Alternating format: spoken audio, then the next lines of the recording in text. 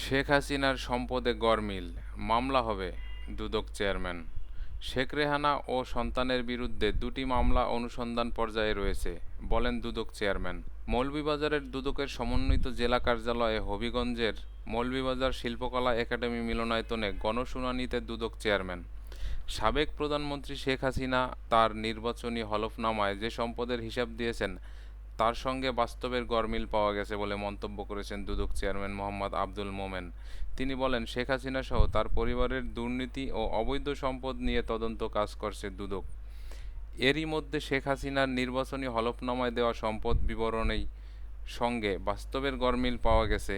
আমরা সেই অনুযায়ী মামলা মোকদ্দমার দিকে যাব। রোববার দুপুরে মৌলভীবাজারে দুদকের সমন্বিত জেলা কার্যালয় হবিগঞ্জের মৌলভীবাজার শিল্পকলা একাডেমি মিলনায়তনে গণশুনানিতে প্রধান অতিথির বক্তব্যে দুদক চেয়ারম্যান এসব কথা বলেন। এ সময় দুদক চেয়ারম্যান জানান, শেখ হাসিনার বোন ও সন্তানের বিরুদ্ধে আরও দুটি মামলা অনুসন্ধান পর্যায়ে রয়েছে।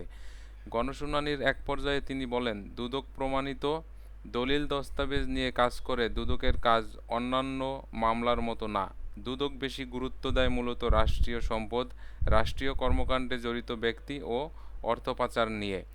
এ সময় তিনি মৌলভীবাজার জেলাকে দুর্নীতিমুক্ত রাখতে কাজ করে যাওয়ার প্রত্যাশা ব্যক্ত করেন। অনুষ্ঠানে আরও উপস্থিত ছিলেন দুদক কমিশনার অনুসন্ধান অবসরপ্রাপ্ত ব্রিগেডিয়ার জেনারেল হাফিজ আহসান ফরিদ, মৌলভীবাজারের জেলা প্রশাসক Mohammad Israil Hossain, police super MKH Jahangir Hossain.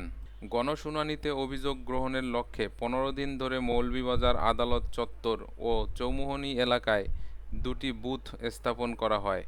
পাশাপাশি সদর উপজেলার প্রতিটি ইউনিয়নে মাইকিং করে প্রচারপত্র বিতরণ ও পোস্টারিংয়ের মাধ্যমে গণশুনানি সম্পর্কে সচেতনতা তৈরি করা হয়।